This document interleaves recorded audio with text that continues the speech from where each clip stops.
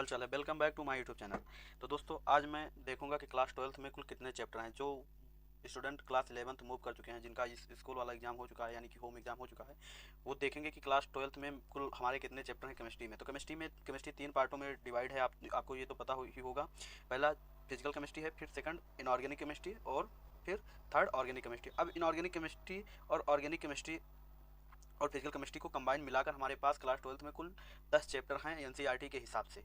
और आपको board exam के लिए, चाहे वो यूपी बोर्ड हो और चाहे सीबीएसई बोर्ड हो, आपको एनसीईआरटी ही फॉलो करना है। तो गाइज, ये सब देखने के बाद मैं आज जो वीडियो बनाने जा रहा हूँ, ये क्लास 12th का फुल रोड मैप होने वाला है। कि आज से आपका मतलब, अगर आज से अप्रॉक्स मतलब आज से अगर देखा जाए, एवरेज देखा जाए, तो आपके पास 10 महीने हैं। ठीक है, बोर्ड एग्जाम फरवरी में होता है, तो 2027 में आप फरवरी में दोगे। तो 10 चैप्टर हैं। अगर अभी से लग जाओगे तो 10 चैप्टर यानी कि एक चैप्टर एक मंथ। हालांकि एक चैप्टर एक मंथ, हम ये नहीं कह रहे कि एक चैप्टर एक ही मंथ में करो।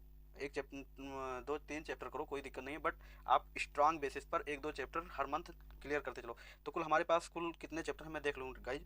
तो कुल हमारे पास जो चैप्टर हैं वो कुल 10 चैप्टर हैं। अब 10 चैप्टर हैं। पहला चैप्टर का नाम है विलेन। अब विलेन में आधा पार्ट तो आपको आधा पार्ट आप जानते ही, विलेन का आधा पार्ट तो आप जानते ही हैं कि विलेन का जो आधा पार्ट आपको पढ़ा दिया गया हो, उसमें क्या कहते हैं, मोल कंसेप्ट में। अब मोल कंसेप्ट में आधा पार्ट पढ़ा दिया गया है, आपको विलेन में बहुत ज़्यादा एफर्ट नहीं मारना है, क्योंकि विलेन का आधा पार्ट आप पढ़ चुके हैं। ठीक है, नेक्स्ट चैप्टर आता है विद्युत रसायन। अब विद्युत रसायन आपको एक नया चैप्टर लगेगा। विद्युत रसायन आपको एकदम नया चैप्टर लगेगा।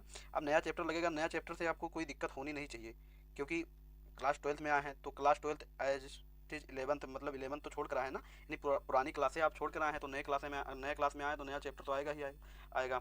तो आप विद्युत रसायन देखेंगे। अब विद्युत रसायन में क्या होगा कि जो बैटरी वगैरह का वर्किंग रहेगा, इसमें बताया जाएगा किस रेडॉक्स रिएक्शन वाला पार्ट। अगर आपको क्लास 11th में रेडॉक्स रिएक्शन वाला पार्ट थोड़ा स्ट्रांग है, तो आपको यहाँ पर बेनिफिट मिल जाएगा, क्योंकि रेडॉक्स मतलब आधा से ज़्यादा चैप्टर तो रेडॉक्स ही चलता रहता है। किसमें ऑक्सीडेशन होगा, किसमें रिडक्शन होगा, हिंदी में बोले तो किसमें ऑक्सीकरण होगा, किसमें अपचयन होगा, ये सब चलता है। फिर तीसरा चैप्टर आ जाता है रासायनिक बलगतकी। अब रासायनिक बलगतकी इंग्लिश में बोलते हैं इसे केमिकल काइनेटिक्स।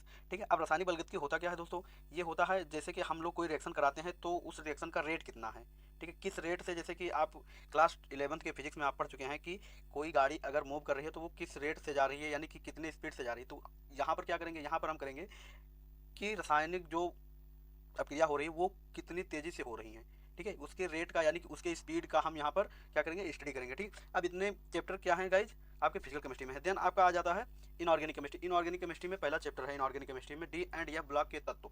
ठीक है, आप पीरियोडिक टेबल क्लास 11th के पीरियोडिक टेबल पढ़ चुके हैं, तो उसमें डी एंड एफ ब्लॉक का थोड़ा थोड़ा पार्ट आपको पढ़ा दिया गया होगा, बट डिटेल में यहाँ डी और एफ ब्लॉक का या ब्लॉक के तत्व ही पढ़ना है। देन उसके बाद में आ जाता है उप संयोजन यौगिक।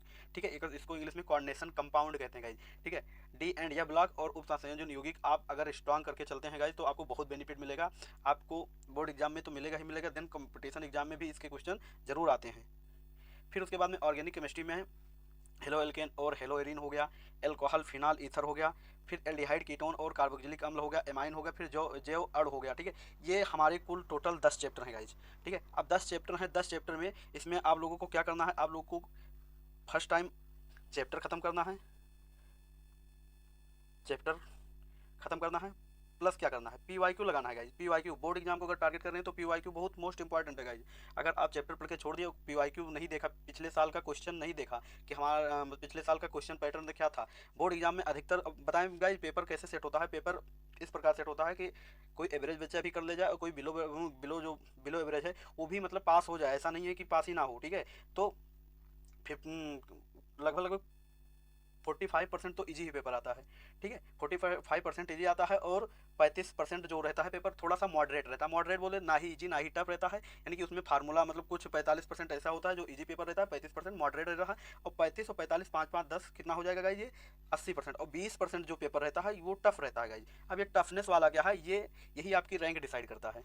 ठीक है, बट तुम्हें ये नहीं देखना कि अब तुम इजी वाला छोड़ दोगे और मॉडरेट वाला छोड़ दोगे, तुम डायरेक्ट टफ पर आ जाओगे। तो टफ वाला, तो अगर आप टारगेट कर रहे हैं एक अच्छा डिसेंट परसेंटेज, तो आप टफ वाला करें। हम ये नहीं कह रहे हैं कि मत करें, करें बट समय आने पर करें।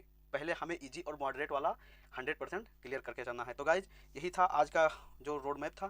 ठीक है, मिलते हैं नेक्स्ट वीडियो में। और आप अगर आपको ये सारे चैप्टर नहीं याद हैं तो ये सारा चैप्टर आप देख लीजिए, थोड़ा सा ओवरव्यू कर लीजिए। जैसे कि एमाइन हो गया, जेव अण हो गया, इससे एमाइन और जेव अण से हर साल क्वेश्चन आता ही आता है।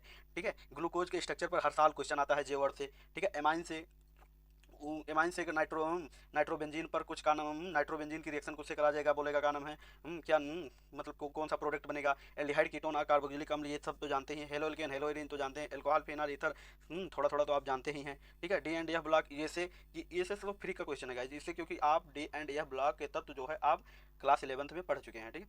तो यही सारा था गाइज, और वीडियो अच्छे लगे तो आप लाइक शेयर करें, ठीक है। पेन हमारे पास नहीं था, रैंडम में वीडियो बनाया हूँ, देखो, ठीक है। Thank you guys.